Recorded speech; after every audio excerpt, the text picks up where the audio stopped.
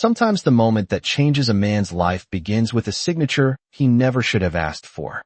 The music in the ballroom below drifted upward through the marble corridors like a distant tide, soft violins rising and falling beneath the glow of chandeliers worth more than most houses in America.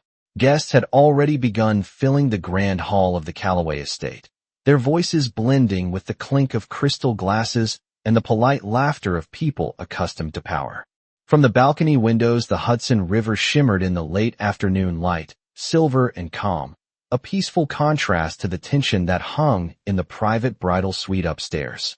Naomi Brooks stood near the long vanity mirror, her wedding gown falling in quiet folds around her feet, the satin catching the warm light from the sconces along the wall.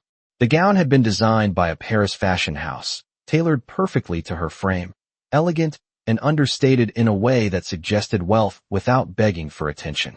Anyone looking at her from the outside would have thought she was the luckiest woman in New York. But Naomi knew the truth resting on the small mahogany table between her and the man standing across the room. Ethan Calloway, CEO of Calloway Global Holdings, the youngest billionaire on the East Coast, and the kind of man whose decisions could shift markets before lunch, held a thin stack of papers in his hand like it was just another document in a boardroom meeting. His tuxedo was tailored with surgical precision, black fabric sharp against his broad shoulders, the white shirt beneath it crisp and untouched by emotion. His face carried the same calm authority that had made investors trust him and competitors fear him. But tonight there was something heavier behind his eyes, something that didn't quite belong in a wedding suite minutes before a ceremony. The music downstairs swelled again, and for a brief moment neither of them spoke.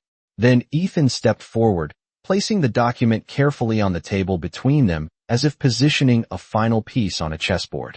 Naomi looked down at the paper. She didn't need to read it to understand what it meant. She had already learned how the Calloway family solved problems. With contracts. With signatures. With quiet arrangements that never made the news. This is just an addendum, Ethan said finally, his voice even and controlled, the same tone he used when closing billion-dollar deals. Naomi lifted her eyes slowly. An addendum to a marriage that hasn't even started yet. Ethan didn't smile. A clarification. The paper rustled slightly as the air conditioning vent hummed overhead. Naomi scanned the first lines anyway, her eyes moving across the words with steady focus. The language was clinical, careful, written by lawyers who knew how to turn emotion into clauses and feelings into liabilities. It outlined boundaries, expectations, limitations, no public disputes, no interference with Calloway corporate interests, no claims against the family estate. And perhaps most telling of all, a single sentence placed quietly in the middle of the document. This marriage exists for mutual protection and public stability, not personal expectation. Naomi exhaled softly. You're asking me to sign another contract 5 minutes before I walk down the aisle. Ethan's gaze remained steady. It protects both of us. Naomi's reflection stared back at her in the mirror behind him, a woman in white who looked composed enough to fool the cameras waiting downstairs. She wondered briefly how many of those guests believed this was a love story. Probably all of them. The newspapers had certainly framed it that way. America's most eligible CEO, finally settling down. The headlines had been glowing. The photographs even brighter. None of them had captured the meeting 2 weeks earlier when Ethan had first offered the arrangement that led to this moment. A solution, he had called it. A strategic partnership. A marriage that would silence certain rumors surrounding his company while securing the financial protection Naomi's family desperately needed. Naomi picked up the pen resting beside the document. It was heavy, engraved with the Calloway family crest, the kind of pen designed to sign contracts worth hundreds of millions of dollars. Tell me something honestly, she said quietly. Ethan waited. Did you ever imagine your wedding day would feel like a board meeting? Ethan looked at her for a long moment, and for the first time that evening the confidence in his posture shifted just slightly, like a crack in glass only visible under the right light. No, he said. Naomi nodded slowly, as if she appreciated the honesty even if it arrived too late to matter. Downstairs the music grew louder as the quartet began the prelude that would soon cue the ceremony. A distant murmur of voices drifted up the staircase, hundreds of guests waiting to witness a moment they believed was built on love.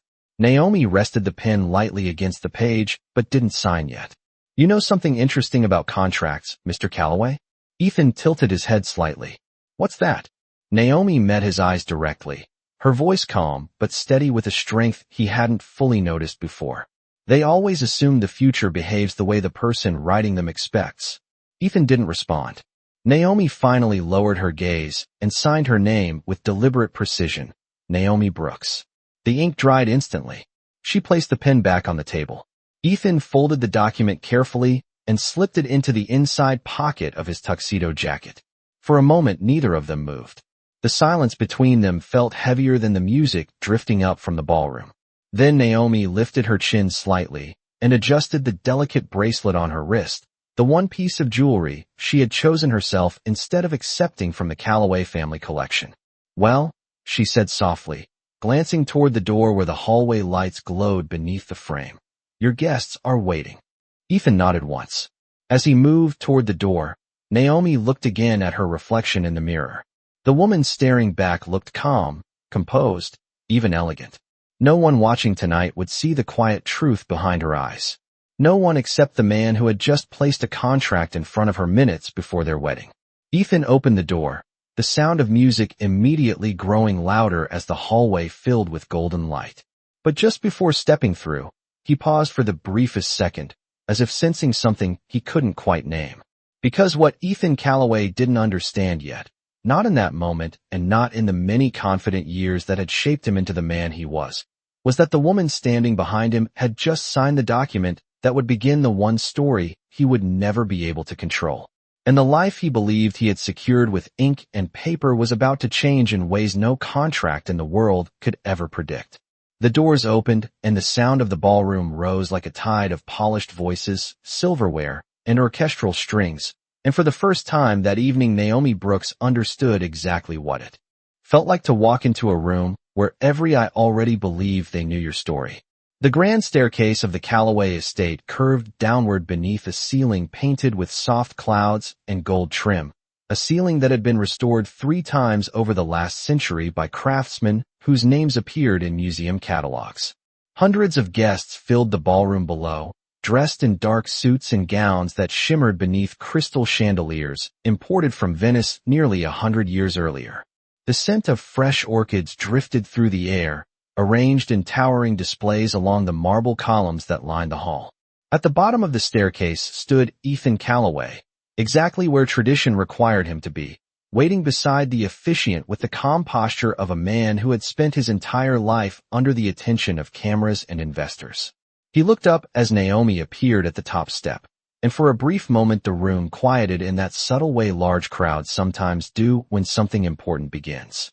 Naomi rested her hand lightly along the polished railing as she began to walk down the staircase, each step measured and smooth.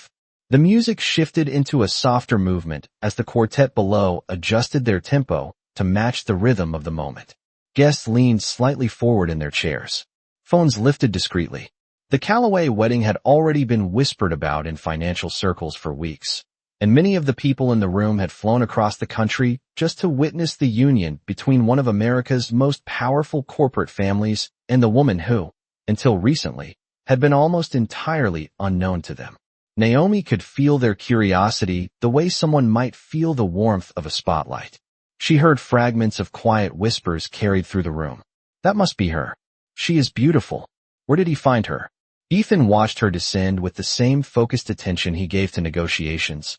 But behind the calm expression there was a flicker of something unfamiliar, a quiet awareness that the moment unfolding around him was larger than any contract he had signed upstairs only minutes earlier. Naomi reached the final step, and the officiant gestured gently for her to join Ethan at the center of the aisle. The marble floor beneath them reflected the soft glow of the chandeliers overhead.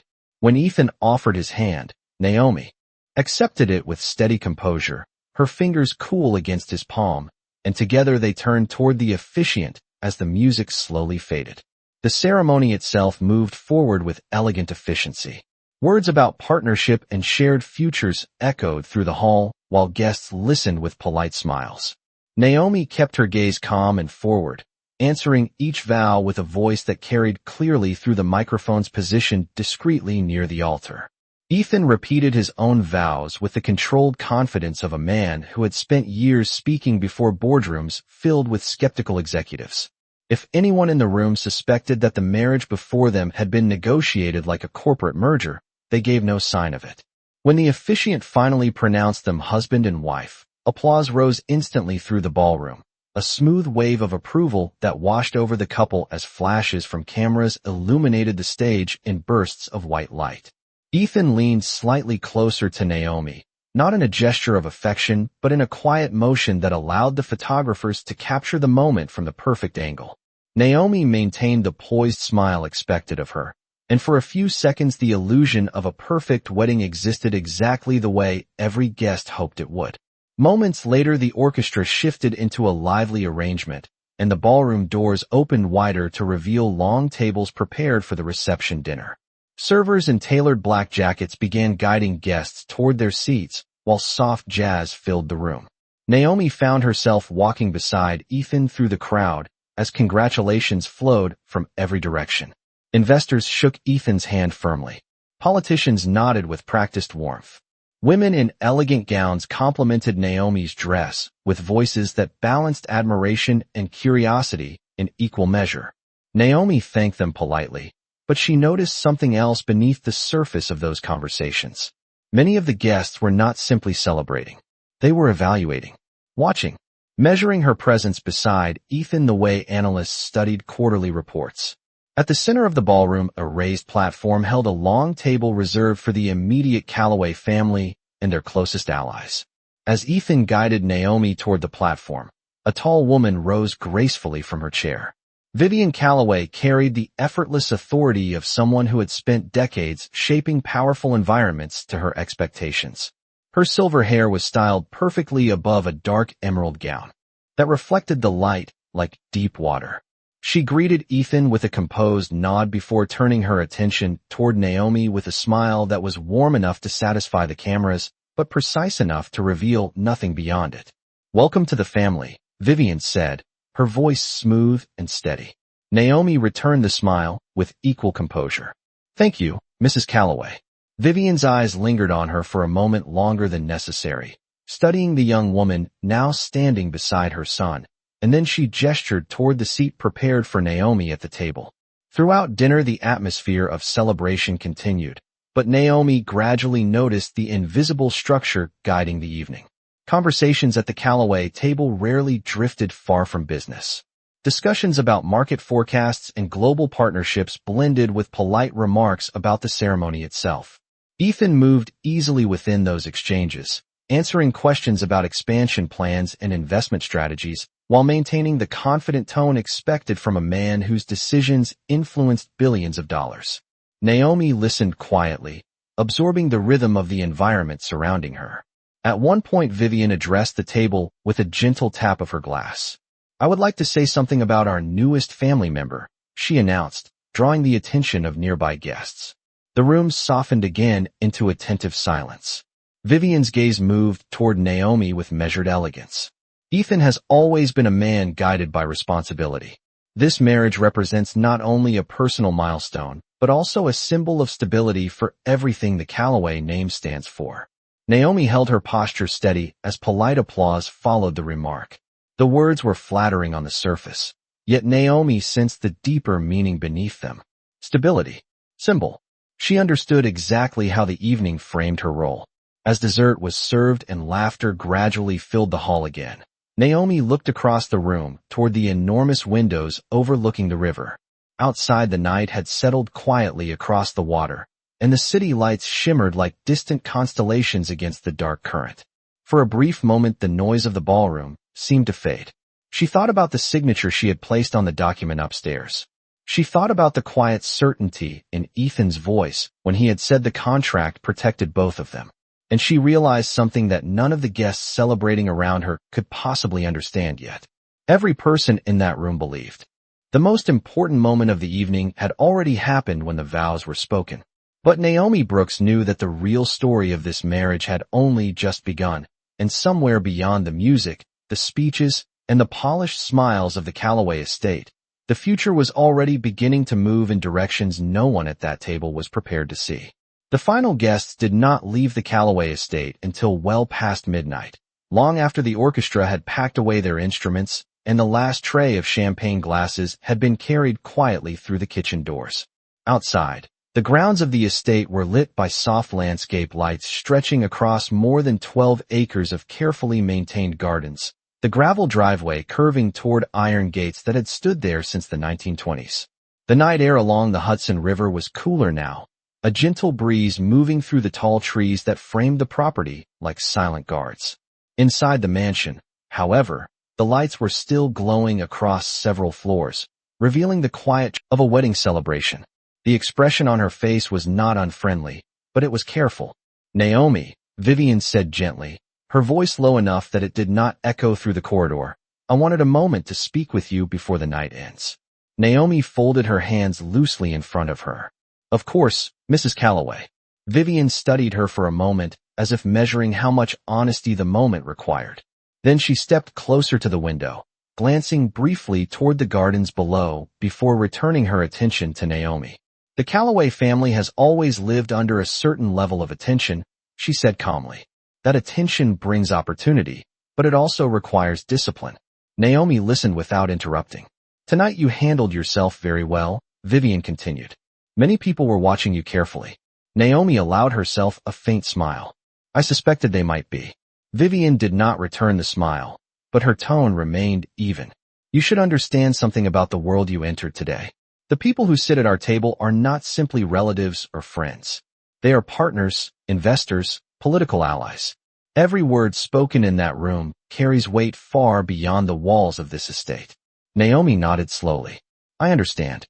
Vivian stepped slightly closer, the soft light from the corridor reflecting off the polished floor between them. "I am glad to hear that. Because Ethan has responsibilities that extend far beyond his personal life. Stability matters. Perception matters." Naomi noticed that word again. Stability.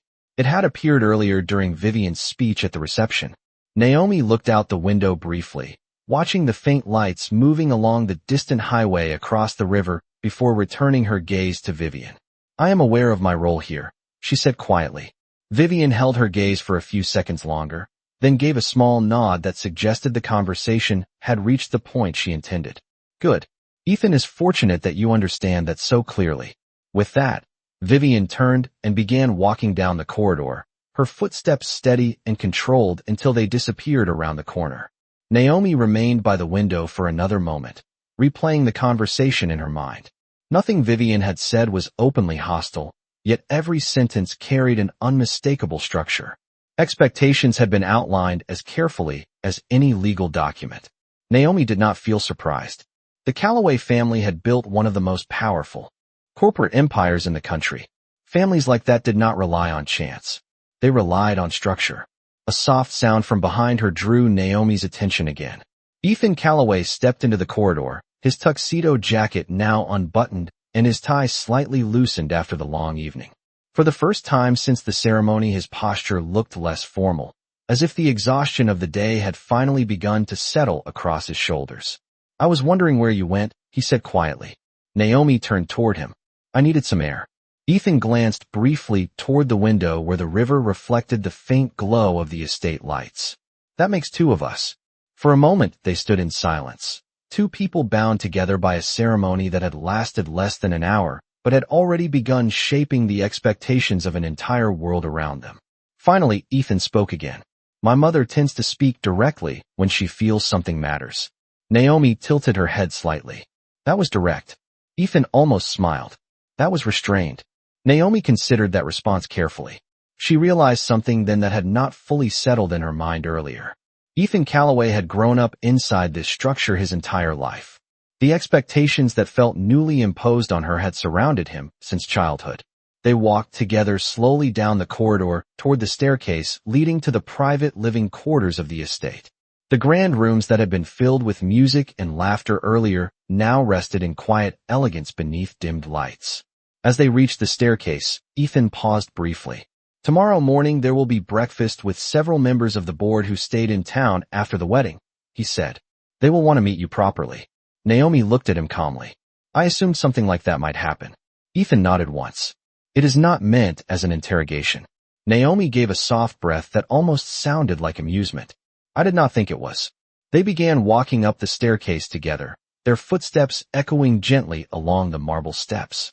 As they reached the upper landing, Naomi glanced once more toward the grand ballroom below, now empty except for a few staff members finishing their work beneath the chandeliers.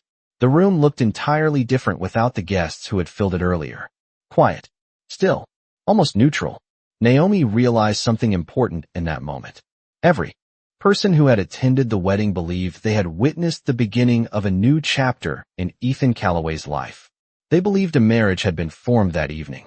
But standing there at the top of the staircase, Naomi understood something far more complicated was unfolding. The ceremony had only opened the door.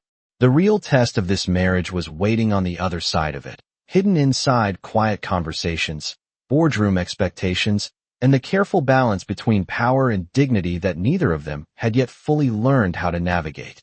Morning arrived quietly over the Calloway estate, the pale light of early sun stretching across the wide lawns and reflecting softly against the tall windows that lined the eastern side of the mansion.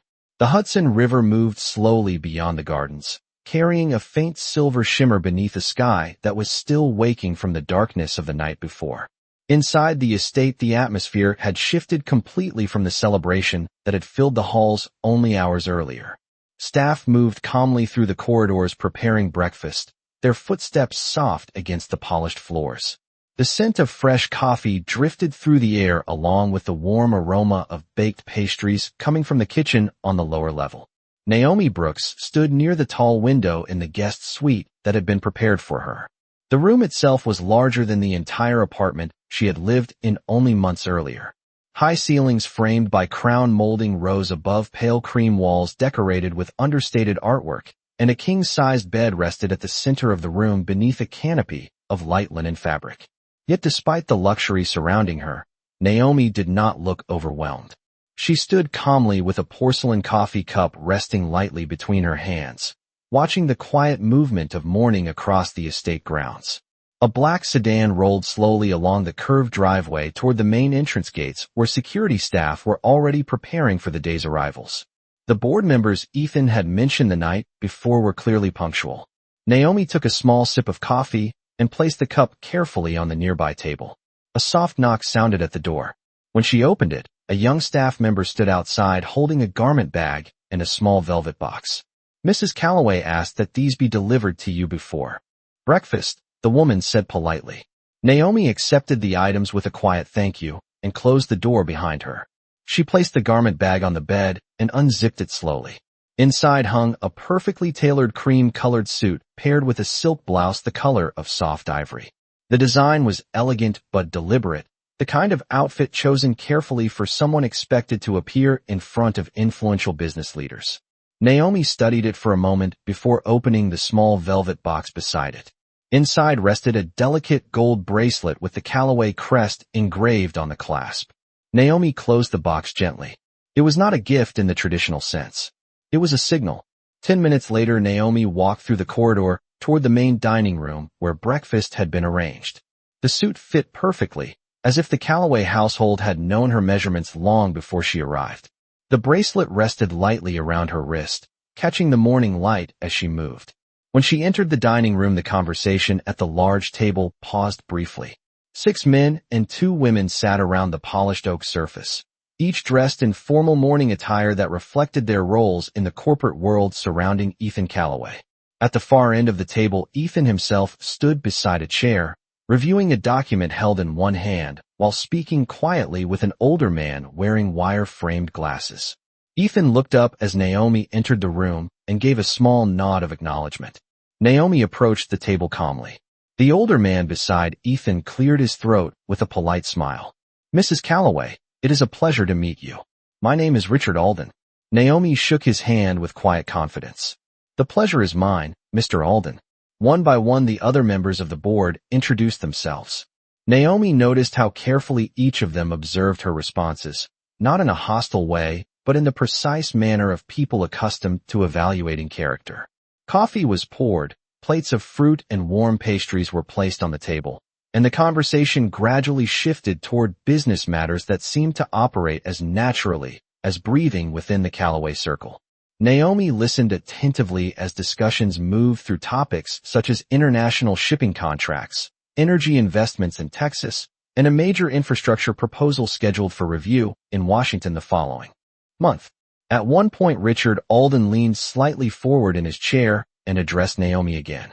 "I must say, Mrs. Calloway, your composure last night impressed many of us. Public events of that scale can be overwhelming." Naomi offered a polite smile. "Large rooms do not bother me." Richard nodded thoughtfully. "That will serve you well here." Across the table, Ethan remained mostly quiet, allowing the conversation to flow naturally among the board members.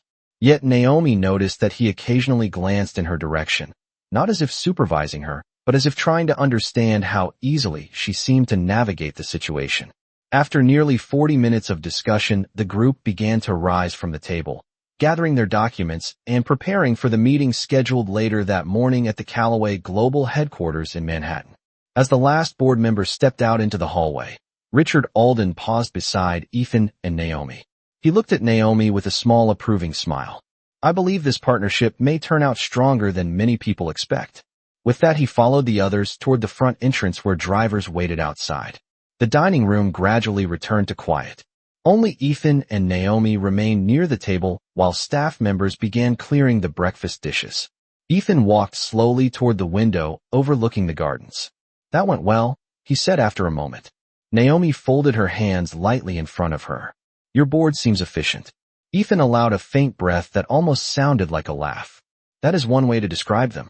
Naomi stepped closer to the window beside him.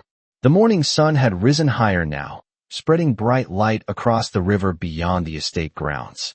A group of gardeners worked quietly near the fountain in the courtyard below, trimming hedges that had grown slightly uneven during the previous week's storms. After a brief silence, Naomi spoke again. "Your mother selected the outfit I am wearing." Ethan glanced at the bracelet on her wrist and nodded. "Yes." Naomi looked down at it thoughtfully. "She communicates clearly." Ethan turned toward her slightly. "That is her preferred method." Naomi met his eyes calmly. "She wants to ensure that everyone understands where I stand in this structure." Ethan studied her expression carefully. "And do you?" Naomi did not answer immediately. Instead, she looked out the window again at the long driveway stretching toward the estate gates. A convoy of black vehicles had just begun leaving the property carrying the board members toward Manhattan. Finally, she spoke. "I understand that your world runs on order and perception." Ethan nodded slowly. "That is accurate." Naomi turned back toward him with the quiet composure that had already drawn attention from his colleagues earlier that morning. "Then I will learn the rules of this world," she said. "But understanding a system does not mean surrendering who I am inside it." Ethan watched her for a moment without speaking.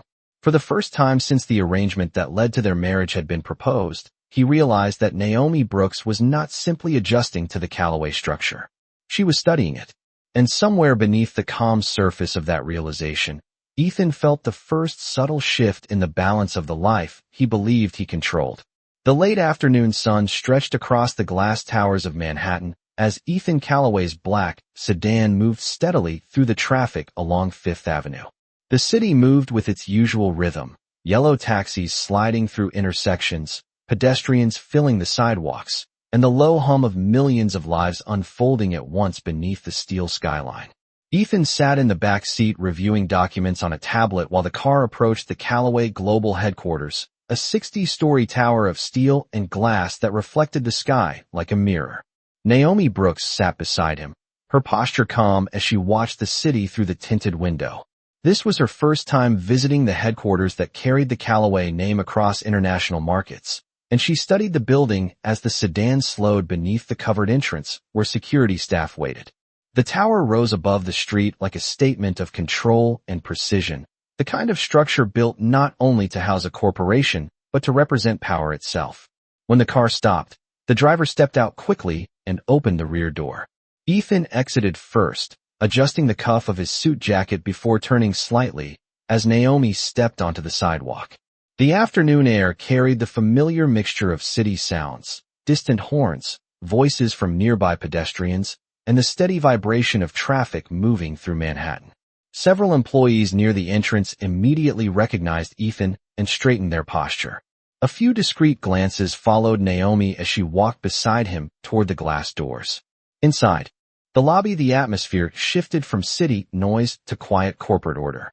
The marble floors stretched across a vast open space beneath a ceiling that rose nearly 40 feet above them. A wall of digital screens displayed financial data, stock prices, and global market updates moving in real time.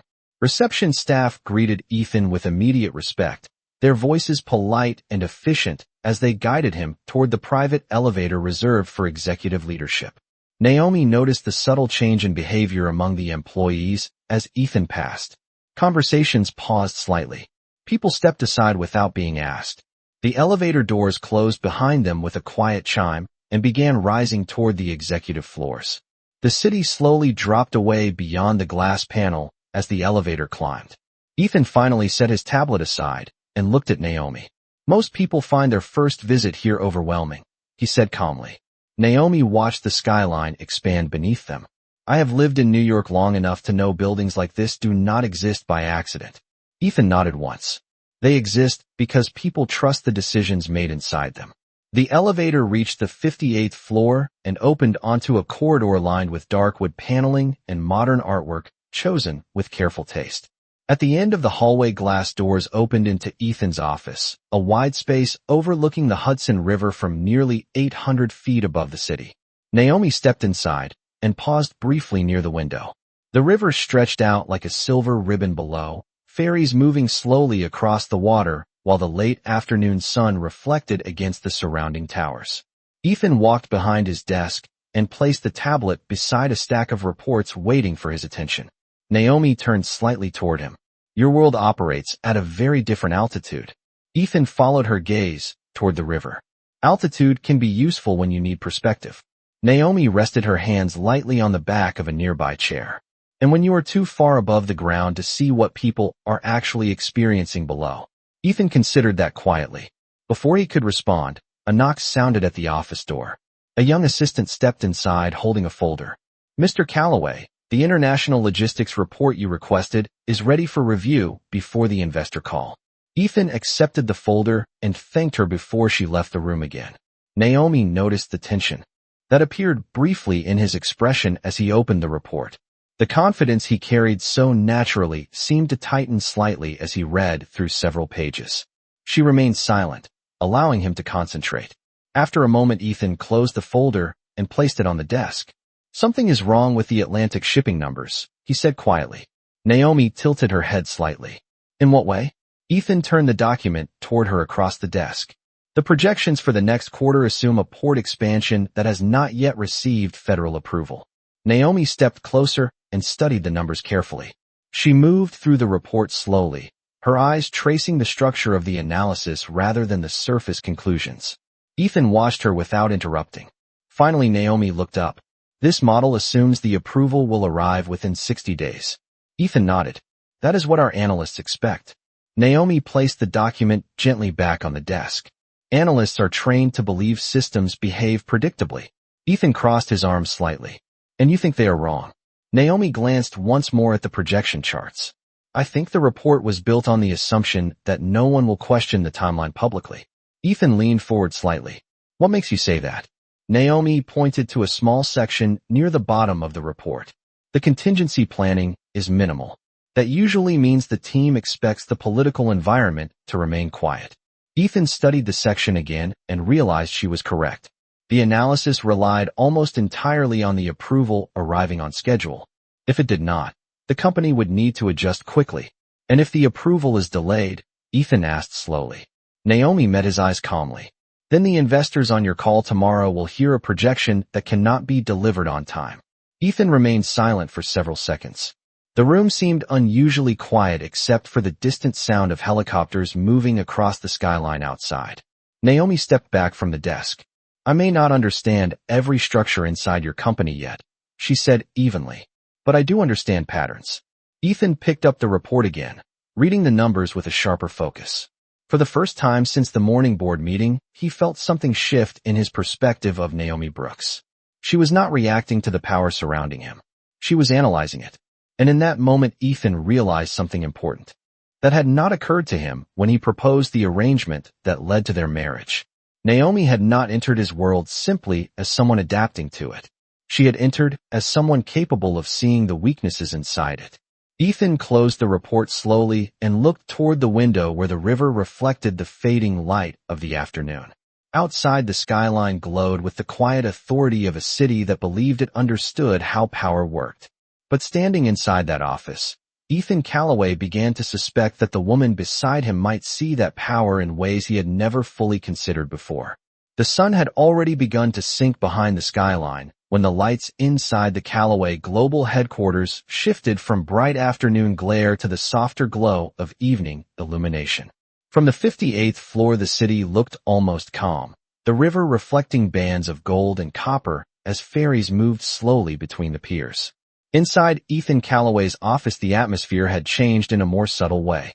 The earlier conversation about the logistics report had not ended with a dramatic reaction or an immediate decision.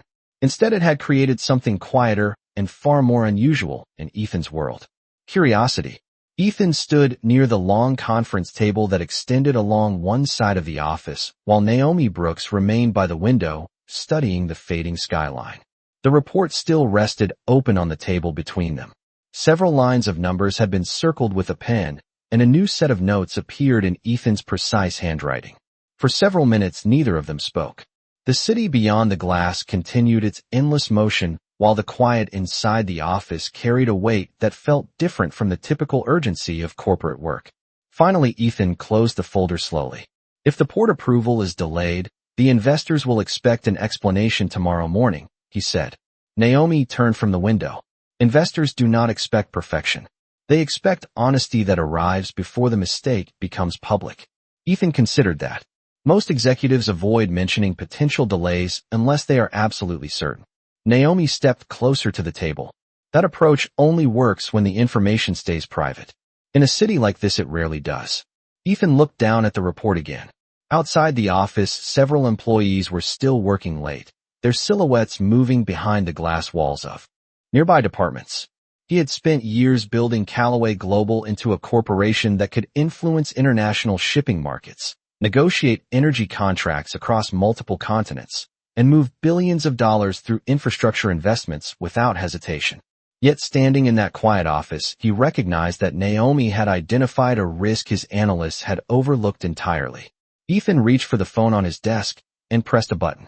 Within seconds, his assistant answered. "Please schedule a revision call with the logistics team tonight," he said, "and move the investor briefing 30 minutes later tomorrow morning." There was a short pause on the line. "Understood, Mr. Calloway." The call ended. Ethan placed the receiver down and looked at Naomi again. "You may have just saved us from a very uncomfortable morning." Naomi folded her hands lightly in front of her. "I only pointed out a pattern." Ethan leaned slightly against the edge of the desk. Most people in this building would not question a report prepared by 3 different departments. Naomi glanced toward the city lights beginning to appear across Manhattan. Sometimes when too many departments agree on something, it means no one wanted to challenge the assumption behind it. Ethan allowed a faint breath that almost resembled a quiet laugh. "That might be the most accurate description of corporate analysis I have heard in years." The office fell quiet again as the evening darkened outside the windows.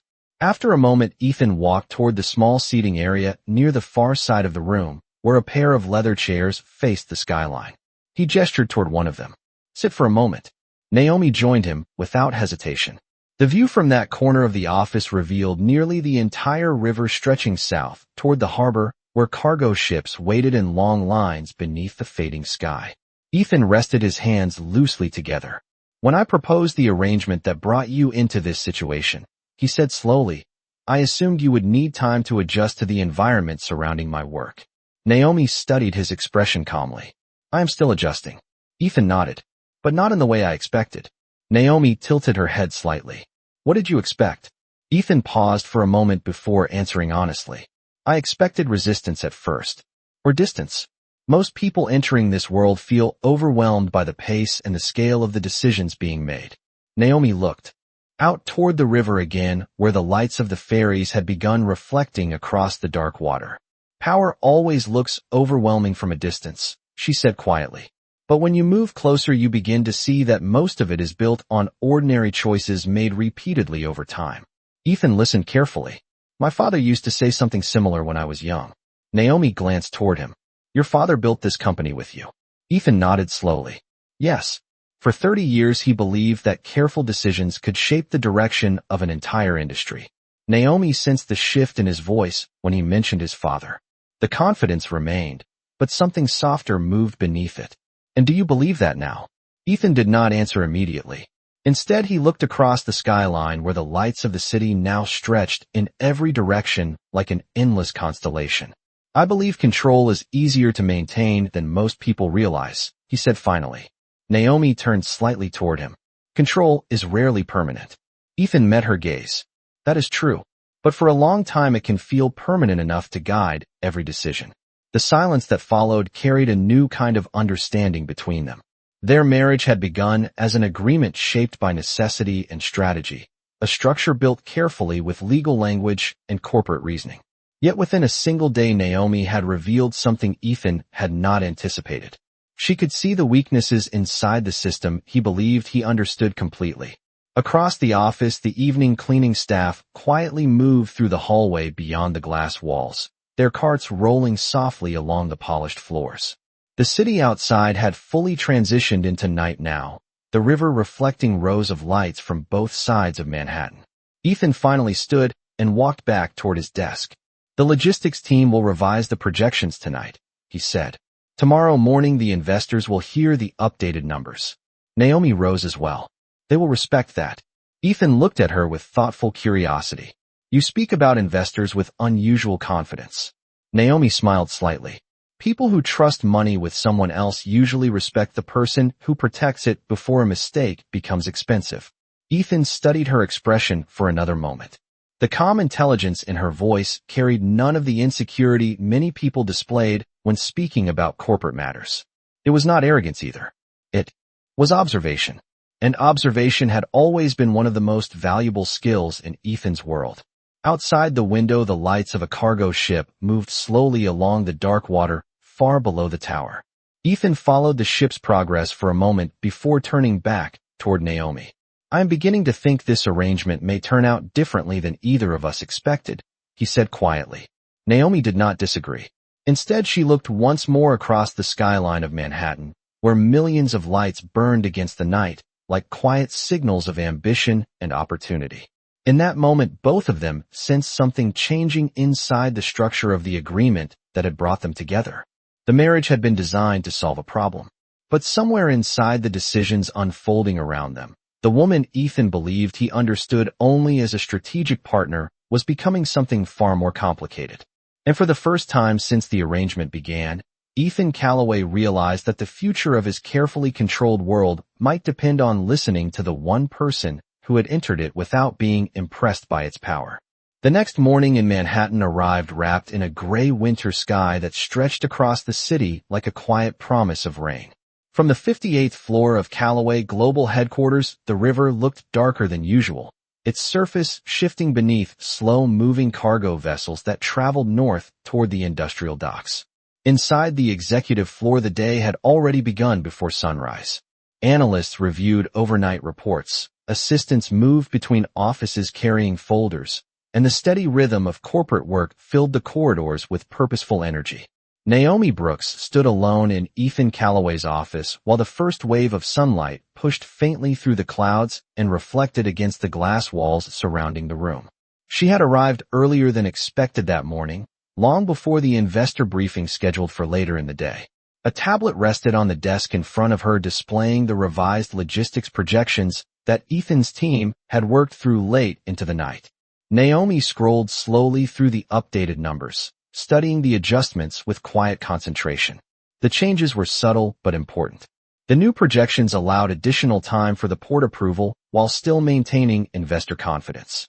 The door behind her opened softly. Ethan stepped into the office carrying a paper cup of coffee, his expression alert despite the early hour.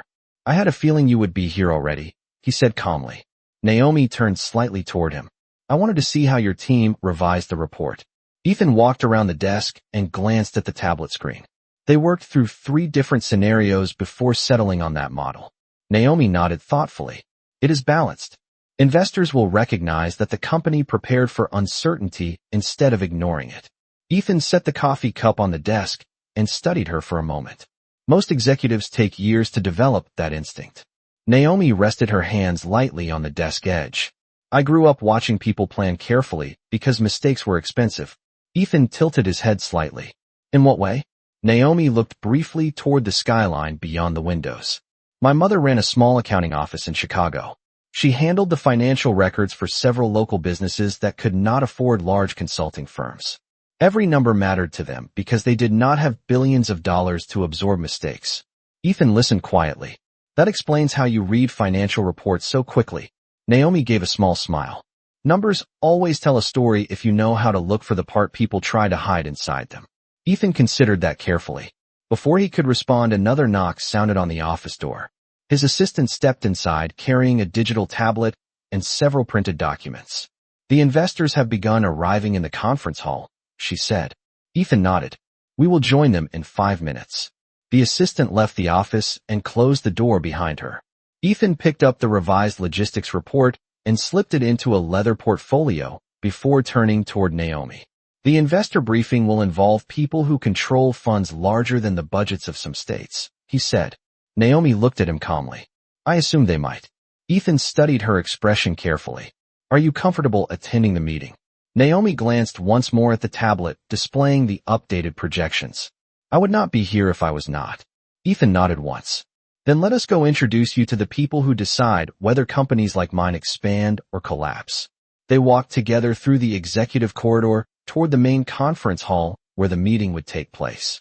Floor-to-ceiling windows lined one side of the hallway, revealing a sweeping view of Manhattan that stretched from Central Park to the harbor. As they approached the conference hall, voices could already be heard inside. The door opened to reveal a long oval table surrounded by nearly 20 individuals representing major investment funds from New York, London, and San Francisco. Large digital screens displayed financial charts across the walls while assistants distributed briefing materials to each participant.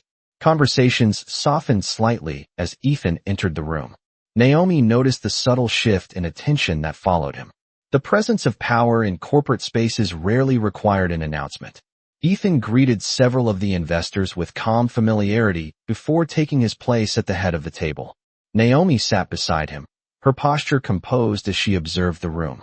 The meeting began with a brief overview of quarterly performance, followed by updates on several international projects already underway. Ethan spoke with the steady authority expected from someone responsible for guiding a corporation of this scale. When the discussion turned toward the Atlantic shipping expansion, he paused briefly before opening the revised report. There is one update to the logistics projection that my team completed early this morning, he said clearly. The investors listened carefully as Ethan explained the potential delay in the federal port approval and the revised timeline designed to protect the company from unexpected disruption. Naomi watched the room quietly while he spoke. Instead of concern, she saw something else move across the expressions around the table. Respect. When Ethan finished, one of the senior investors leaned forward slightly. Mr. Calloway, I appreciate the transparency in your revision. Many companies prefer to wait until delays become unavoidable before mentioning them. Ethan gave a small nod. Waiting rarely improves the outcome. Another investor glanced briefly toward Naomi. Your team seems to have developed a thoughtful approach to contingency planning. Ethan paused for a fraction of a second before answering. Yes, they have. Naomi noticed the hesitation, but said nothing. The meeting continued for nearly an hour before the final agreements were confirmed. When the investors eventually stood to leave the room, several approached Ethan with firm handshakes and quiet congratulations on the revised strategy. A few of them acknowledged Naomi politely before exiting into the corridor. Once the room emptied, Ethan remained standing beside the table looking at the projection screens that still displayed the shipping model. Naomi gathered the printed documents into a neat stack before turning toward him. That went well. Ethan nodded slowly. It did. Naomi waited for a moment before speaking again. But you did not tell them the idea to revise the timeline came from someone outside your logistics department. Ethan looked at her calmly. Investors trust the company because they trust the leadership presenting the information. Naomi held his gaze without accusation. I understand. The room fell quiet again except for the faint sound of traffic far below the tower. Ethan finally closed the portfolio and walked toward the window overlooking the river. Naomi joined him there, watching a long freight ship move slowly through the harbor entrance in the distance. After a moment, Ethan spoke again. In business, perception often matters as much as the truth itself. Naomi nodded thoughtfully. Yes, but perception has limits. Ethan looked at her with quiet curiosity. What kind of limits? Naomi watched the ship continue along the water. The kind that appear when someone realizes the person beside them has been quietly holding the answers all along. Ethan did not respond immediately. Instead, he studied the reflection of the city lights forming in the glass window as the afternoon clouds thickened above Manhattan.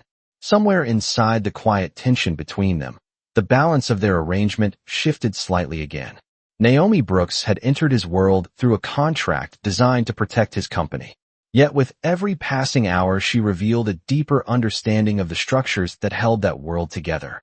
And Ethan Calloway was beginning to realize that the woman who had walked into his life as a strategic necessity might soon become the one person capable of changing the way he understood power itself. Rain arrived over Manhattan just after sunset, turning the city streets into long ribbons of reflected light beneath the towering skyline. From the 58th floor of Calloway Global headquarters, the storm looked almost gentle, thin lines of rain sliding across the glass walls while the river below darkened into a slow-moving shadow beneath the bridges. Most of the employees had already left for the evening, their offices dimmed except for the occasional desk lamp glowing behind glass partitions. Naomi Brooks remained inside Ethan Calloway's office, seated at the long conference table where several folders from the afternoon meeting still rested in quiet stacks. The building had grown calmer as the night deepened, but the quiet did not feel empty. It felt like the pause that comes after something important begins to shift. Naomi flipped through one of the financial summaries again, her eyes moving across the columns with steady attention. The investor meeting had ended successfully earlier that day, yet the conversation with Ethan afterwards still echoed in her thoughts. He had accepted her insight in private, but in the room filled with investors he had allowed the decision to appear as if it belonged entirely to the company leadership. Naomi did not feel surprised by that. Power rarely shared credit openly. She simply closed the folder and leaned back slightly in the chair, watching the rain streak down the windows beyond the desk. The office door opened quietly, and Ethan stepped inside, loosening his tie as he walked across the room. His day had stretched far longer than expected. Several additional meetings had followed the investor briefing, including a call with partners in London and a conference with the logistics team responsible for the revised shipping projections. Yet despite the long schedule, the expression on his face carried a quiet focus rather than exhaustion. Naomi looked up at him as he placed his briefcase beside the desk. It seems your day did not end after the meeting. Ethan allowed a small breath that sounded almost amused. Days rarely end early in this building. Naomi glanced toward the windows where the rain had intensified against the glass. The city looked different tonight, she said softly. Storms make everything feel slower. Ethan stepped closer to the window and looked down at the traffic moving through the wet streets far below. Manhattan rarely slows down completely, even in weather like this. Naomi rose from the chair and joined him by the glass. The lights from the surrounding towers reflected through the rain, creating a scattered glow across the skyline that felt almost dreamlike. For a moment they stood there without speaking, watching the quiet movement of the city beneath them. Finally Ethan turned slightly toward her. I spoke with the logistics department again this afternoon. Naomi raised an eyebrow slightly. And Ethan folded his arms loosely. They confirmed your concern about the approval timeline. Without the revision we made this morning, the investors would have been working with an unrealistic projection. Naomi nodded slowly. That would have created unnecessary pressure in the next quarter. Ethan studied her expression carefully. I also asked the team how the oversight happened. Naomi looked back toward the river. What did they say? Ethan leaned lightly against the edge of the desk behind him.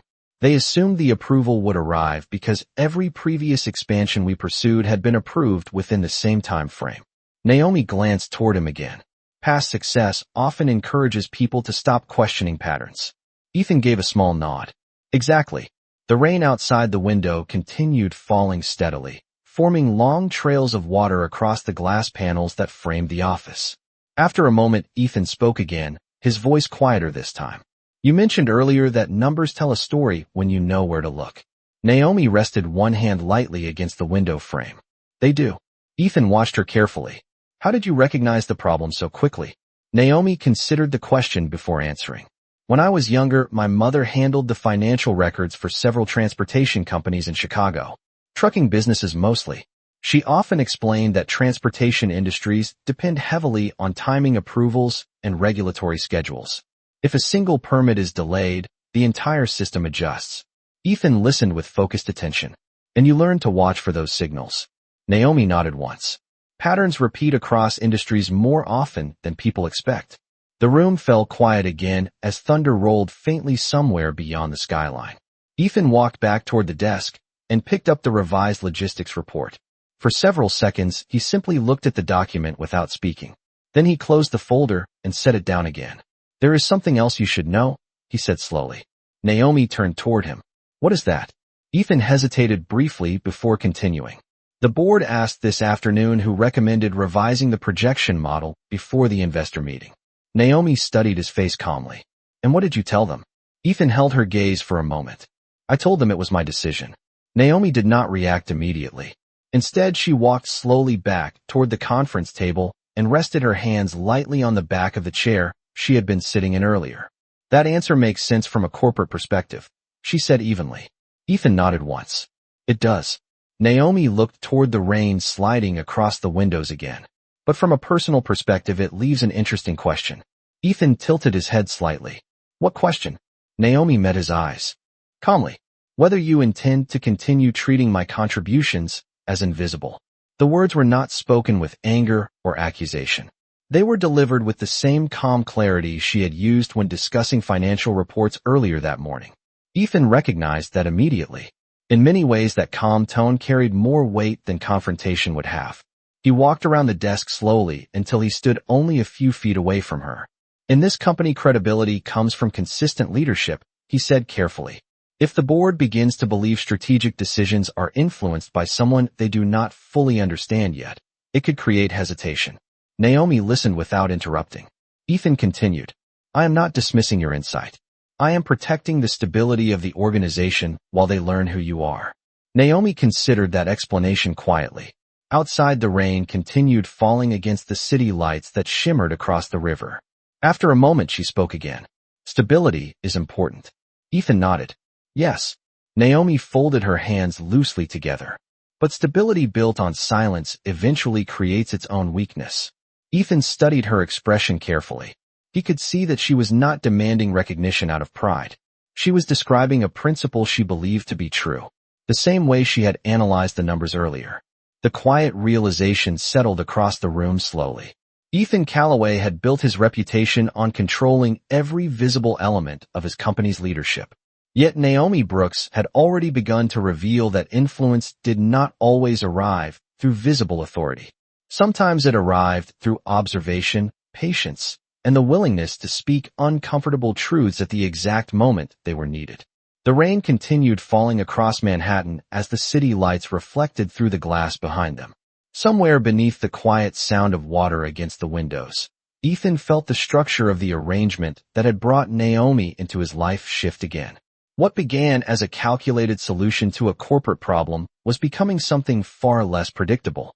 And for the first time since he signed the agreement that started it all, Ethan realized that the woman standing across the office from him might soon become the one person capable of challenging the very system he had spent his life learning how to control. The rain that had washed across Manhattan the previous night left the city unusually clear by morning, the sky stretching wide and pale. Above the towers, while sunlight reflected sharply off the glass walls of the Calloway Global headquarters. Traffic below moved with the familiar rhythm of New York beginning another relentless day. Taxis weaving through intersections while delivery trucks rolled toward loading docks along the avenues. Inside the building, the atmosphere had returned to its usual pace of quiet urgency. Employees filled the elevators. Analysts carried laptops and reports through the corridors, and the steady hum of corporate life continued without pause. Naomi Brooks arrived just before 8 o'clock, stepping through the marble lobby with the calm confidence she had begun to carry since entering this world. She wore a tailored charcoal suit and a soft cream blouse, the Calloway bracelet still resting around her wrist, though she rarely looked at it anymore. The reception staff greeted her politely as she moved toward the private executive elevator. Several employees nearby recognized her and offered respectful nods, their curiosity still visible but more subdued than it had been days earlier. Naomi had learned something important in the short time she had been around the Calloway organization.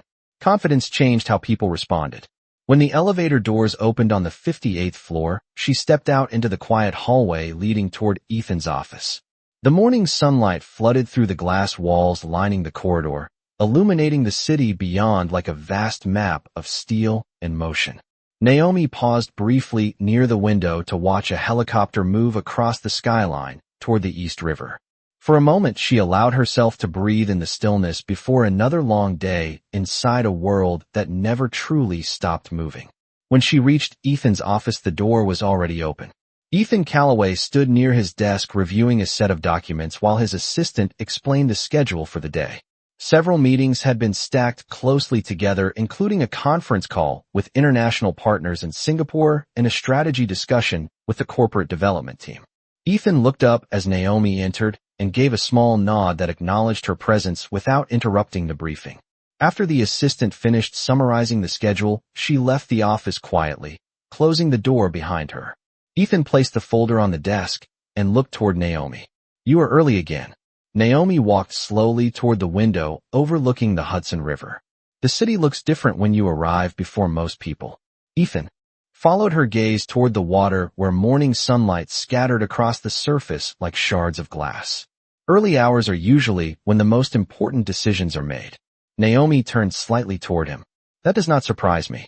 Ethan picked up the tablet resting on his desk and tapped the screen several times before speaking again. "There is something you should see before the first meeting begins." Naomi walked back toward the desk and glanced at the screen he had turned toward her. A news article from a major financial publication filled the display. The headline discussed Calloway Global's revised logistics projections and praised the company for demonstrating unusual transparency with investors. Naomi read the first paragraph carefully before looking up. The article credits your leadership for anticipating the regulatory delay. Ethan leaned lightly against the desk with his arms folded. "That is the narrative the board prefers the public to hear." Naomi held his gaze calmly. "And what narrative do you prefer?" Ethan hesitated for a moment before answering. "The one that keeps the company stable while we navigate the next quarter." Naomi studied the article again. "Public perception can be useful." Ethan nodded. "It often determines whether markets remain calm." Naomi set the tablet down gently. "And the truth?" Ethan met her eyes directly. "The truth is that you recognized the weakness in the projection before anyone else did."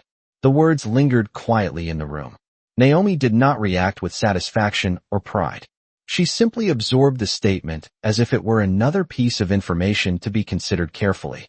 Outside the window, a ferry moved slowly across the river carrying commuters toward the New Jersey shoreline. Finally, Naomi spoke. "Recognition is not always necessary." Ethan raised an eyebrow slightly. "Most people would disagree with that statement." Naomi gave a small, thoughtful smile. "Most people measure influence through visibility." Ethan watched her closely. "And how do you measure it?" Naomi glanced once more at the city spreading across the horizon. "Through results." The office fell quiet for a moment as Ethan considered that answer. There was something about Naomi's perspective that unsettled the structure he had relied on for most of his career.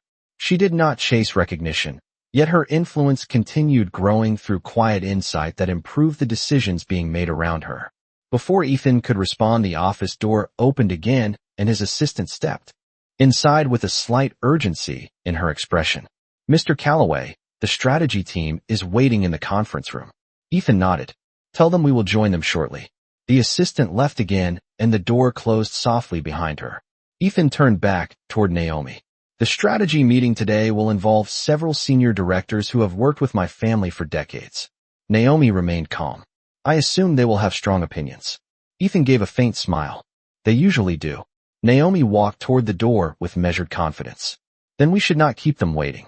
Together, they moved down the corridor toward the conference hall where the directors were gathering. Through the glass walls, Naomi could see a group of experienced executives already seated around the long table, their laptops open and reports spread across the polished surface. As Ethan opened the door and stepped inside the room, fell briefly quiet in acknowledgement of his arrival. Naomi followed beside him and took a seat near the end of the table. The discussion began immediately, focusing on expansion strategies for several upcoming infrastructure projects across the East Coast. As the directors exchanged ideas, Naomi listened carefully, observing not only the proposals but the subtle dynamics shaping how decisions were being formed. Halfway through the meeting, one of the senior directors leaned forward and addressed Ethan directly. The revised shipping projections you presented yesterday impressed several of our investors. They believe the company is becoming more cautious in its planning. Ethan glanced briefly toward Naomi before responding. Caution can be a valuable asset when markets become unpredictable. Naomi noticed the small pause before he spoke. She also noticed something else. Ethan had begun acknowledging uncertainty publicly in ways he rarely had before. The meeting continued for another hour before the directors finally began closing their laptops and gathering their documents. As they left the room, several of them offered brief compliments about the revised strategy. When the last executive stepped into the hallway, Ethan remained standing beside the table, looking thoughtful. Naomi rose from her chair. Your leadership style is evolving faster than they expected. Ethan looked toward her with a quiet curiosity. And what do you think caused that? Naomi met his eyes calmly. Perhaps you are beginning to realize that control does not always come from holding the loudest voice in the room. Ethan did not answer immediately. Instead, he looked through the glass wall toward the skyline, where sunlight reflected across the towers of Manhattan like a field of mirrors. Somewhere inside the shifting structure of his world, Naomi Brooks had begun altering the way decisions unfolded around him. Not through force or confrontation, but through quiet clarity that exposed the patterns others overlooked.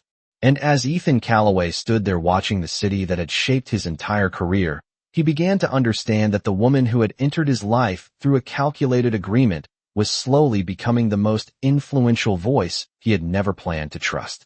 2 weeks passed before Naomi Brooks truly understood how quickly power structures could begin adjusting when someone new entered them with quiet clarity. Autumn had settled deeper across New York, painting the trees along the Hudson River in shades of copper and gold that reflected across the water each morning. From the glass walls of Calloway Global headquarters, the city looked sharper now, the cool air carrying a kind of brightness that made every building edge appear more defined against the sky. Inside the tower, the rhythm of corporate life had continued without pause. Yet subtle changes had begun to ripple through the atmosphere around Ethan Calloway's executive floor. Naomi noticed those changes not through obvious announcements, but through the small details most people overlooked. Analysts now double-checked projections before presenting them. Department heads asked additional questions during strategy briefings. Even the tone of discussions in the conference rooms had shifted slightly from confident certainty to careful analysis. That morning, Naomi arrived just after 7:30, the earliest she had ever stepped into the building. The lobby was nearly empty except for the security staff and a few employees carrying coffee cups as they headed toward the elevators. The quiet suited her. She moved through the marble entrance calmly and stepped into the private elevator that carried executive staff toward the upper floors. As the elevator rose, she watched the city slowly unfold beyond the glass wall, the Hudson reflecting a pale sunrise, while ferries cut narrow white paths across the water.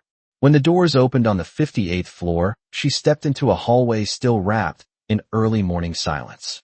Most of the offices remained dark, but Ethan's office lights were already on. Naomi walked toward the door and saw him standing near the window with his phone pressed to his ear, his voice low and controlled as he spoke with someone on the other end of the line. She paused quietly near the entrance until he finished the call. When he turned and noticed her, he gave a small nod. You are earlier than usual today. Naomi glanced at the skyline behind him. The city seems clearer before most people arrive. Ethan placed the phone on the desk. Sometimes that clarity is the only moment of quiet in the entire day. Naomi stepped farther into the office. Several documents were spread across the desk along with a large digital screen displaying market reports from Asia and Europe. Naomi noticed the red indicators beside several shipping indexes. Something changed overnight. Ethan followed her gaze toward the screen. A labor negotiation at the Norfolk port collapsed early this morning. The unions announced a temporary slowdown until the federal mediation team arrives. Naomi walked closer to the display and studied the numbers carefully. How long could that delay shipments? Ethan crossed his arms slightly. If the slowdown lasts longer than 3 days, it will push several cargo lines off schedule. Naomi looked toward him calmly. Including the Atlantic expansion routes you revised last week. Ethan nodded slowly. Exactly. Naomi did not react with alarm. Instead, she continued studying the logistics data with the quiet focus that had become familiar to him over the past several days. After a moment, she spoke again. The investors you met last week will expect reassurance if this becomes public. Ethan leaned lightly against the desk. They always do.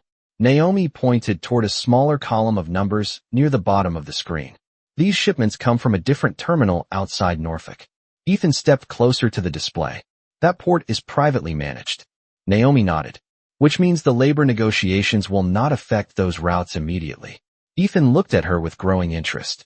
You are suggesting we redirect part of the Atlantic cargo through that terminal. Naomi folded her hands loosely. Only temporarily. Long enough to keep the schedule stable while the negotiations resolve. Ethan considered the idea carefully. Redirecting shipments would require rapid coordination with several partners. Yet the solution made sense. It would protect the timeline investors were already watching closely. He reached for his phone again and dialed the logistics director. As he spoke quietly into the receiver, Naomi stepped back toward the window overlooking the river. The sun had climbed higher now, sending long reflections across the water as the city began filling with traffic. After several minutes, Ethan ended the call and placed the phone down again. The logistics team will begin reviewing the alternate route immediately. Naomi turned toward him. Then the slowdown will not damage your schedule. Ethan watched her with thoughtful curiosity. You make these adjustments sound simple. Naomi smiled slightly. Systems become easier to navigate once you recognize the patterns inside them. Ethan walked toward the window and stood beside her, both of them looking out across the wide expanse of Manhattan. Below them, the streets had begun filling with commuters while construction cranes moved slowly above distant rooftops. For most of his career, Ethan had believed leadership meant maintaining control over every visible element of his company's direction. Yet standing beside Naomi, he had begun noticing something different. She did not attempt to control the system. She understood it. That difference had started changing the way he approached decisions. A soft knock interrupted the quiet moment. His assistant entered carrying a folder and several printed reports. Mr. Calloway, the board scheduled a special review meeting this afternoon regarding the Norfolk situation. Ethan accepted the folder. Thank you. After she left, he opened the report and scanned the first page. The board is already concerned about the slowdown, he said. Naomi nodded calmly. That is expected. Ethan closed the folder and looked at her again. They will ask how we plan to maintain the Atlantic expansion schedule. Naomi glanced once more at the shipping data on the screen. Then you will explain the alternate terminal route. Ethan studied her expression. You speak as if the solution already belongs to the company. Naomi met his eyes evenly. Once the plan protects the company, it does belong to the company. Ethan did not answer immediately. Instead, he looked out across the skyline again, watching sunlight spill across the towers of Manhattan like a rising tide of glass and steel. In the short time since Naomi had entered his world, she had quietly reshaped the way decisions unfolded around him. The company still followed his leadership, yet the insight guiding many of those decisions now came from the one person who had entered his life through a contract designed only to stabilize his public image. After a moment, Ethan spoke. Again, the board meeting this afternoon will be intense. Naomi gave a calm nod. Board members are usually intense when billions of dollars depend on the outcome. Ethan allowed a faint smile. That is accurate. Naomi turned toward the door. Then we should prepare them for the answer before the questions become louder. Ethan watched her walk toward the conference room where the logistics team had begun gathering. For the first time in years, he felt something unfamiliar inside the structure of his carefully controlled world. Not uncertainty. Something closer to anticipation.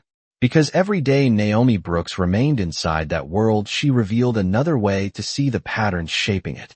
And the more Ethan Calloway began to see through that perspective, The more he realized that the arrangement he once believed would protect his company was quietly transforming the very way he understood leadership itself. The boardroom on the 58th floor felt different that afternoon, not because the room itself had changed, but because the tension inside it carried a sharper edge. Outside the long wall of glass windows, Manhattan moved with its usual restless confidence. Yellow taxis threading through traffic and the Hudson River glinting beneath the pale autumn sun. But inside the Calloway Global headquarters, the atmosphere had tightened into something far more focused. The Norfolk port slowdown had already begun spreading across financial news networks, and several directors had arrived earlier than scheduled, their conversations low and deliberate as they reviewed the printed reports placed neatly in front of each seat. Naomi Brooks stood near the far end of the conference table, studying the projection screen that displayed the revised shipping routes Ethan had approved earlier that morning.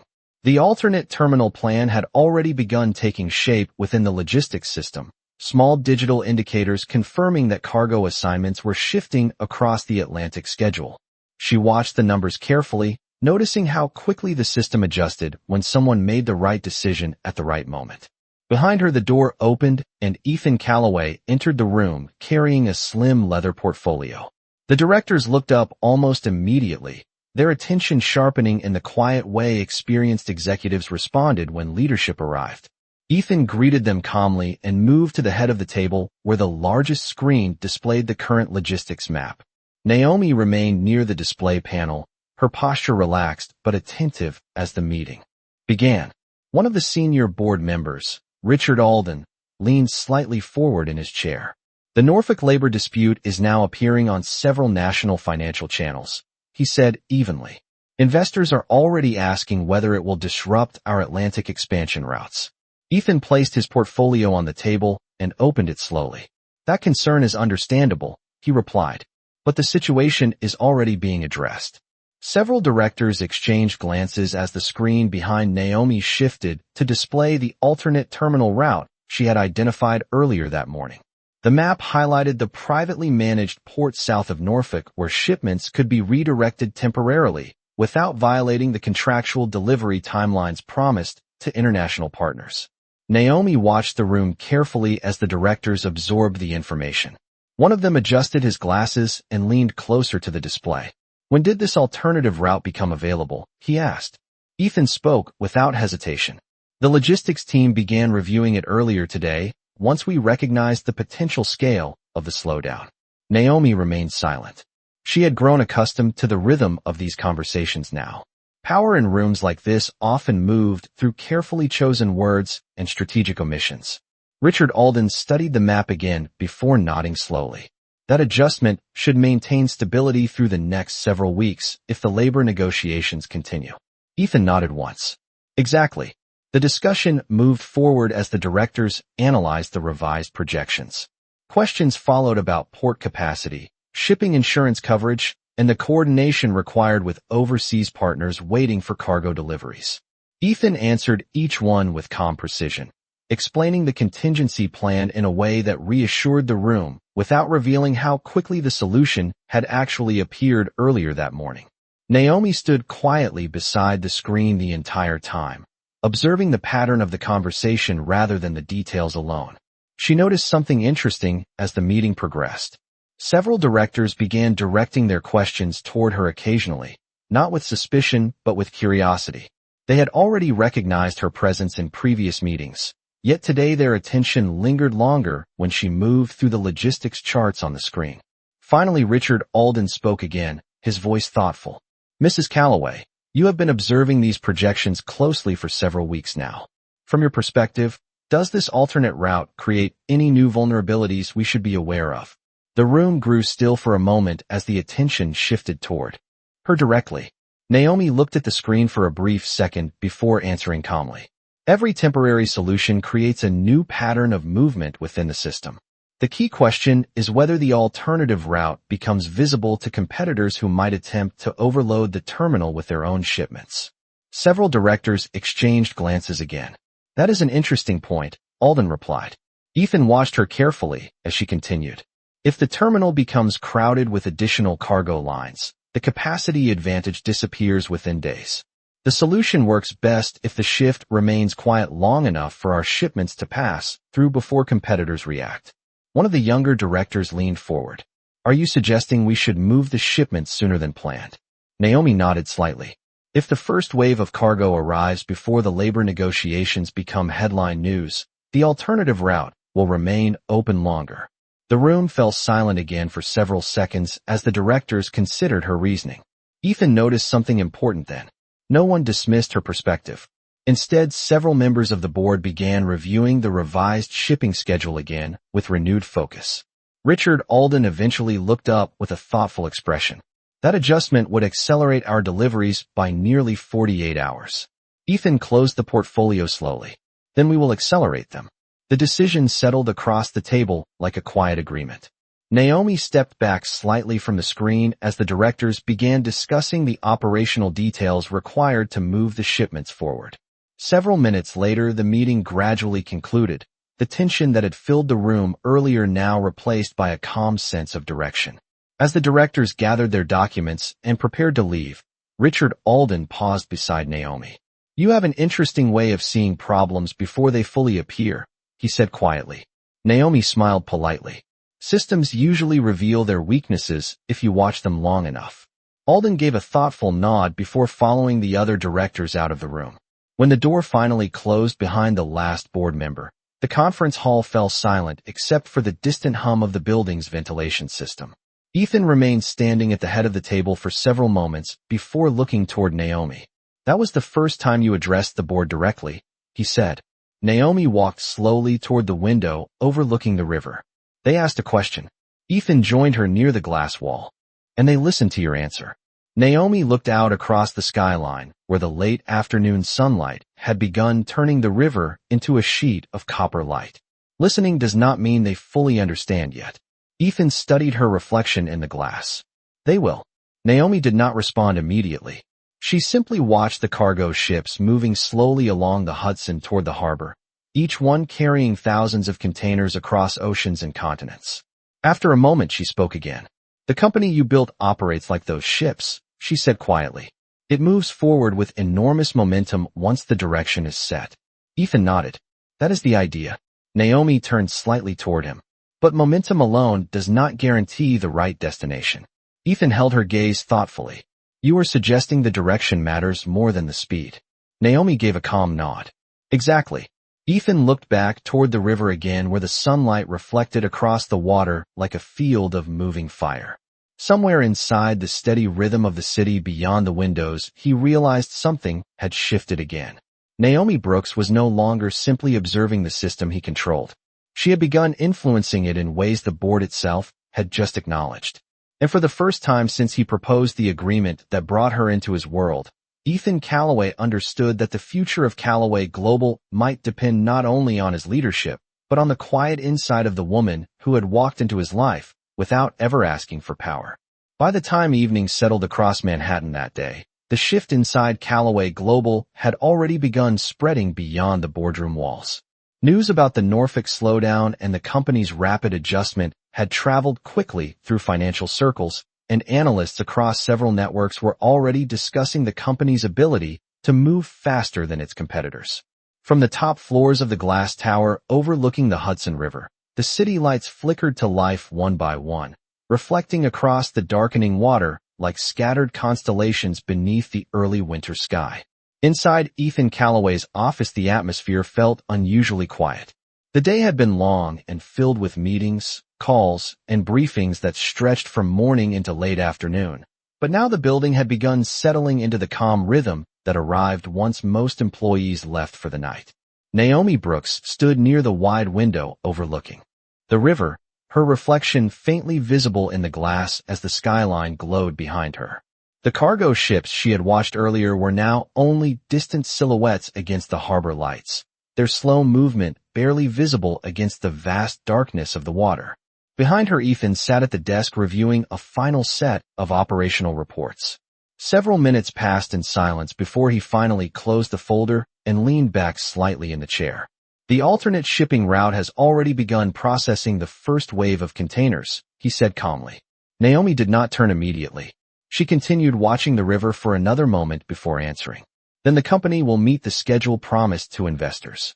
Ethan studied her reflection in the window. You speak about it as if the outcome was inevitable. Naomi turned slowly to face him. Not inevitable.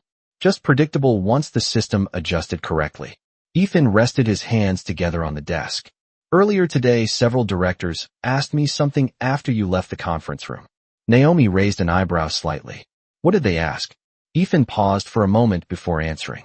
They asked why I never mentioned that you were the one who recognized the weakness in the shipping projections before anyone else.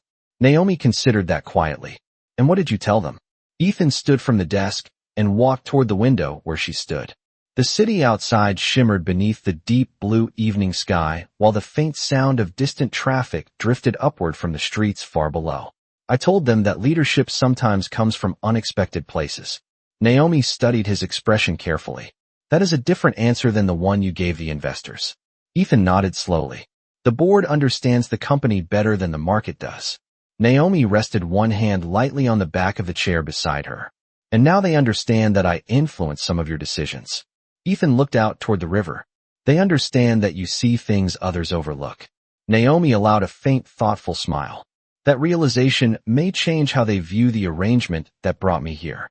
Ethan turned slightly toward her. It already has. The quiet weight of that statement settled between them for several seconds. Naomi knew exactly what he meant.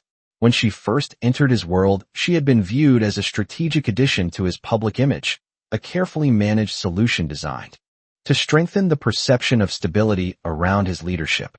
Yet the events of the past several weeks had revealed something no one in that world expected. She was not merely part of the structure. She understood it. And once people recognized that difference, the structure itself began responding. Ethan leaned one shoulder lightly against the window frame. Richard Alden approached me privately after the meeting today, he said. Naomi listened without interrupting. He told me something interesting. What was that? Ethan glanced briefly toward the skyline again. He said that during the 30 years he worked with my father, he rarely saw anyone challenge assumptions inside the company as calmly as you do.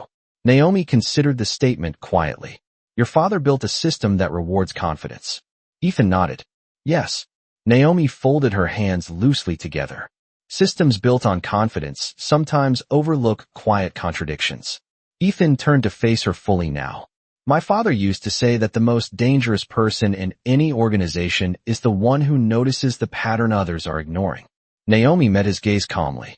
That depends on whether the organization is willing to listen. The faint sound of a ferry horn drifted across the river below them, echoing softly through the glass walls of the office. Ethan remained silent for a moment, reflecting on everything that had unfolded since Naomi entered his life. The marriage agreement he proposed had been built with careful calculation. At the time he believed he understood every possible outcome. But the reality that followed had rewritten those expectations in ways he had not predicted.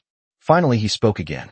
When I asked you to enter this arrangement, I believed I was offering protection. Naomi's expression remained steady. You were solving a problem. Ethan nodded. Yes. Naomi looked toward the city lights stretching across Manhattan like an endless field of motion and possibility. And now? Ethan hesitated briefly before answering. Now I am beginning to realize the problem may have been larger than I understood. Naomi studied his face carefully. In what way? Ethan exhaled slowly. My company has spent years expanding across industries and continents. Yet inside its own structure certain assumptions have never been questioned. Naomi listened with quiet attention. And your board has begun noticing that those assumptions change when I am present. Ethan gave a small nod. Exactly. The evening sky deepened beyond the windows as the last glow of sunset disappeared behind the skyline. The office lights reflected faintly in the glass, blending their reflections with the distant glow of the city. Naomi walked slowly back toward the conference table where the logistics reports still rested in neat stacks. She placed one hand on the edge of the table and looked back toward Ethan. Your world rewards results. Ethan nodded again. Yes. Naomi gave a calm, thoughtful smile. Then eventually results speak louder than explanations. Ethan watched her carefully as those words settled into the quiet room. For the first time since the arrangement began, he recognized something deeper than strategy unfolding between them. Naomi Brooks had entered his life through a contract built on convenience and corporate necessity. But the truth that was becoming clearer with every passing day was something far more complicated. She had not only adapted to his world, she had begun reshaping it. And as Ethan Calloway stood there looking across the city he had spent his entire life learning how to control, he realized that the greatest transformation inside that world was no longer the company's shifting strategy or the board's changing expectations. It was the realization that the woman standing across the room had become the one person capable of showing him a future he had never once considered before. The following morning arrived with a calm that felt almost unfamiliar after the long sequence of decisions that had reshaped the past several weeks. Manhattan stood beneath a clear winter sky, the early sunlight reflecting sharply across the Hudson River while the glass towers along the waterfront shimmered with pale gold light.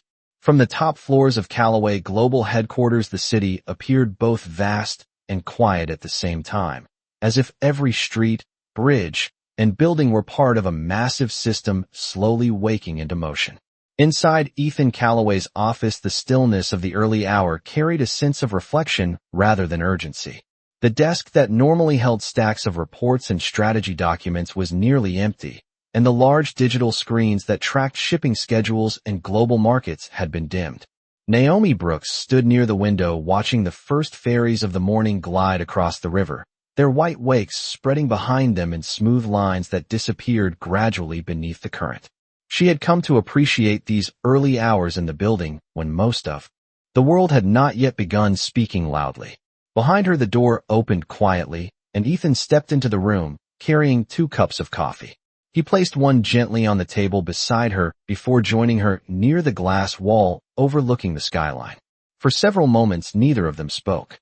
The quiet was comfortable now, different from the careful distance that had defined their first days inside this arrangement.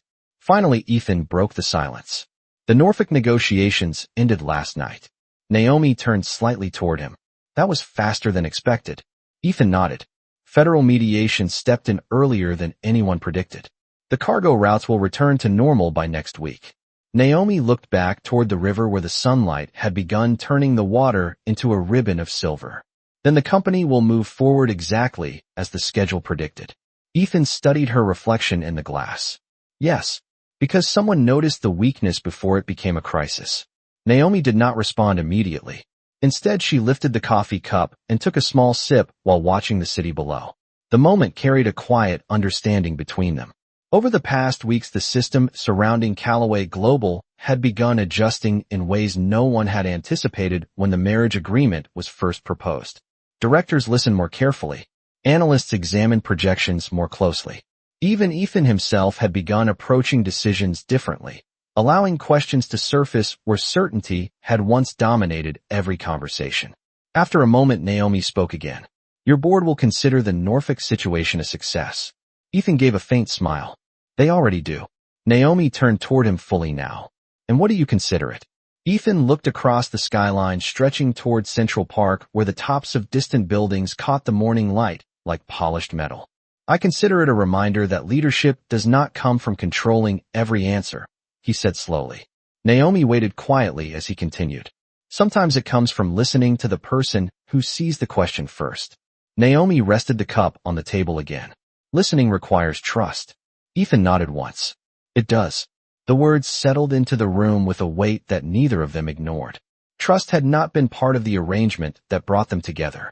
The agreement had been structured with contracts and expectations designed to protect reputations and stabilize corporate perception. Yet somewhere along the path of decisions and quiet conversations, that structure had evolved into something more complicated. Ethan leaned lightly against the window frame. When I asked you to enter this arrangement, I believed I understood the outcome, he said. Naomi raised an eyebrow slightly. You expected the system to remain unchanged. Ethan allowed a quiet breath. Exactly. Naomi looked toward the skyline again. Systems rarely remain unchanged when someone new begins asking better questions. Ethan watched her carefully. That is what you have been doing since the first day you stepped into this building. Naomi gave a thoughtful smile. I have only been observing patterns. Ethan shook his head slightly. Observation becomes influence when the right people start paying attention.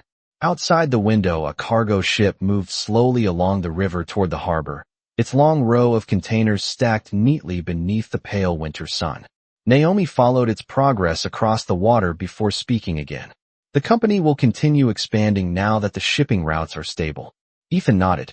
Several new infrastructure contracts are already being prepared. Naomi glanced back toward him.